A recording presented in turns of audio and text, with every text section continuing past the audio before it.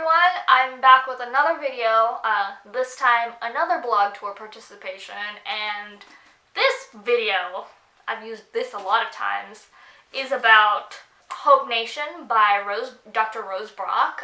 It is a compilation of essays and anecdotes and a couple of short stories. These are stories shared by and advice given by authors who felt like the things they've been through were a moment of hope in their lives. And I thought this was a very, very timely book in this day and age of Trump and despair. Not to mention what recently just happened at Parkland, Florida.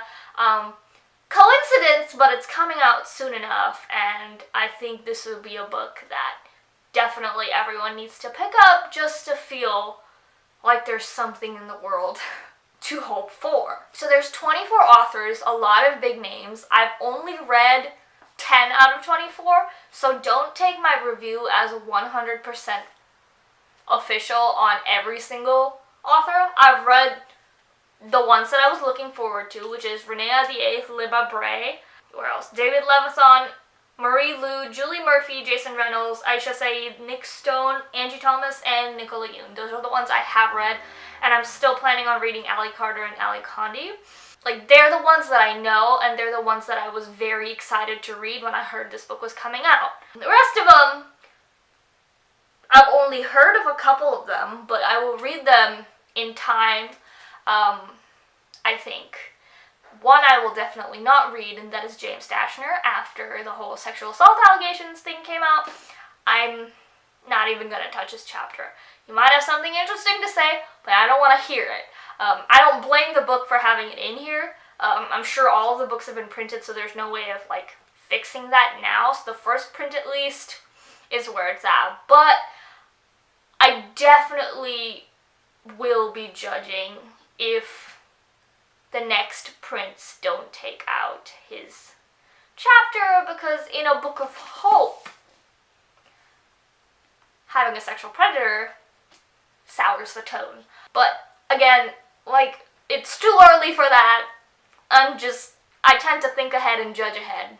So we'll put that opinion in the back. So individually, every single author's essay / story that I've read has been a 5 out of 5. Every single story has been excellent. I read them before going to sleep, which is a terrible idea. I just stay up for 2 more hours just thinking about them. But every single one has given me something to think about, something to consider, and definitely has made me feel a little less in despair and a little less hopeless. Especially after Parkland, like I just mentioned. I read a couple of stories after Parkland happened, and although they weren't about what had happened at Parkland, I was not as weepy as I was before.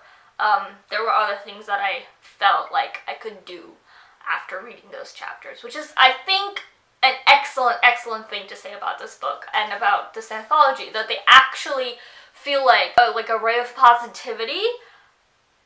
Says a lot about what this book has achieved for me as a reader, at least. Overall, and this isn't a final say on my scoring of this book, overall I give this book a 3.25 stars out of 5 stars, just because I don't feel like reading the other authors. I just don't. First, that's because I don't know them, so I don't really, and no offense to these authors, care to read them.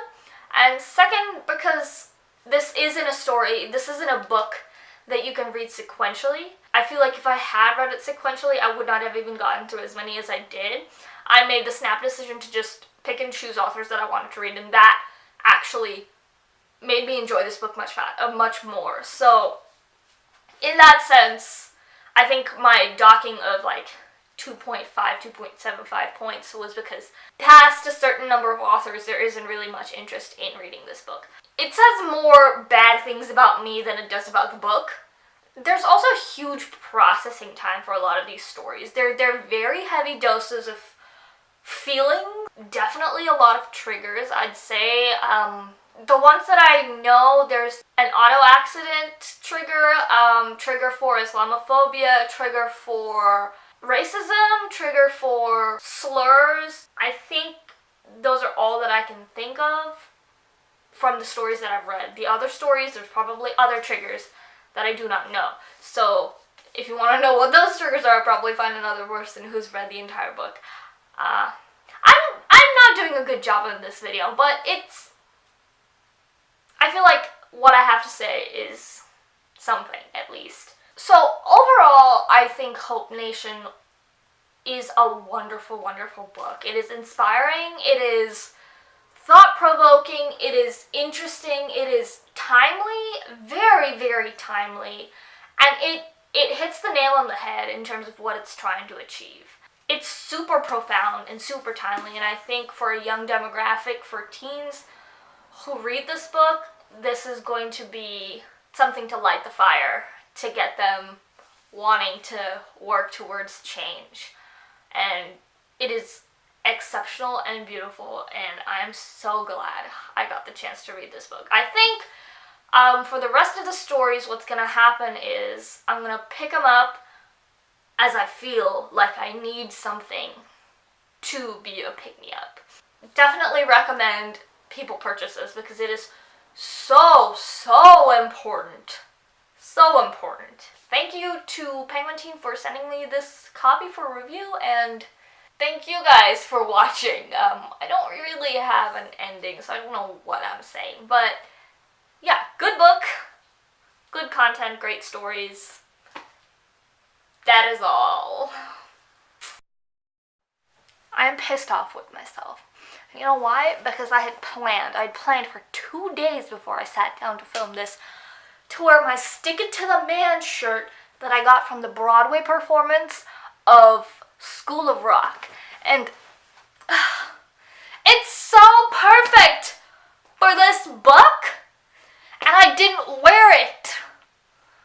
What is wrong with me? So I'm just gonna take the thumbnail photo with the shirt. I don't know how to do this. I'm just gonna take the thumbnail photo with the shirt, and I'll stick this part at the end and to clear up the confusion of why the thumbnail is different from the shirt I'm wearing. Okay.